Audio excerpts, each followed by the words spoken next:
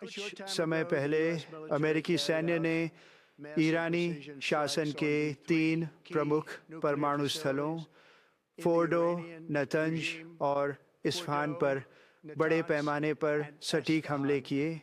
हर कोई वर्षों से इन नामों को सुना था जब उन्होंने इस भयानक विनाशकारी उद्यम का निर्माण किया।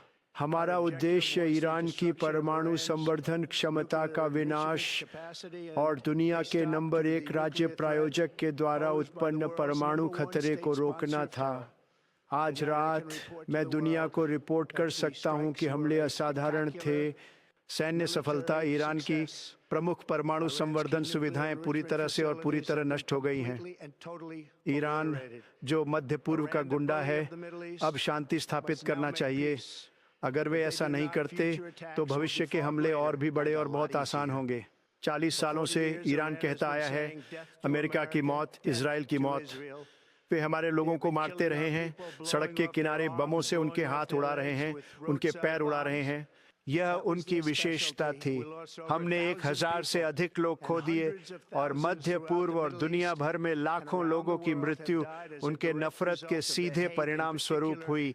विशेष रूप से उनके जनरल कासिम सोलेमानी द्वारा कई मारे गए। मैंने बहुत समय पहले निर्णय लिया था कि मैं ऐसा नहीं होने दूंगा। यह जारी नहीं रहेगा। मैं प्रधानमंत्री बीबी नेतन्याहू को धन्यवाद देना और बधाई देना चाहता हूं। हमने एक टीम के रूप में काम किया जैसे शायद पहले कभी नहीं किया गया, और हमने इस इजराइल के खिलाफ भयंकर खतरे को मिटाने के लिए लंबा सफर तय किया है।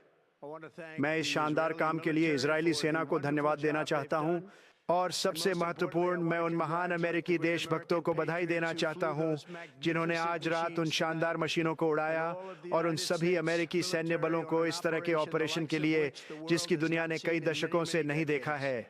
उम्मीद है कि हमें अब इस क्षमता में उनकी सेवा की आवश्यकता नहीं होगी। मुझे आशा है कि ऐसा ही हो।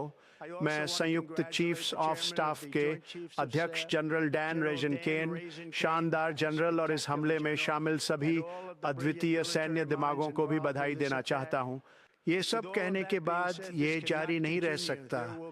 या तो शांति होगी या ईरान के लिए एक बहुत बड़ी त्रासदी होगी, जो हमने पिछले 8 दिनों में देखी है। याद रखें, अभी भी कई लक्ष्य बाकी हैं। आज रात का सबसे कठिन था, अब तक का सबसे घातक भी। और अगर शांति जल्दी नहीं आती है तो हम उन अन्य लक्ष्यों का भी सटीकता, तेजी और कुशलता से पीछा करेंगे। उनमें से अधिकांश को कुछ ही मिनटों में नष्ट किया जा सकता है। दुनिया में कोई भी सेना वह नहीं कर सकती जो हमने आज रात किया, बिल्कुल भी नहीं। कभी कोई सेना ऐसा नहीं कर सकती थी जो थोड़ी देर पहले हुआ।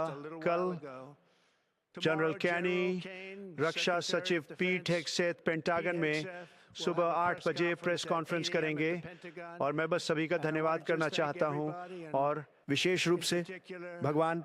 मैं बस ये कहना चाहता हूं, हम आपसे प्यार करते हैं भगवान, और हम अपनी महान सेना से प्यार करते हैं। उनकी रक्षा करें।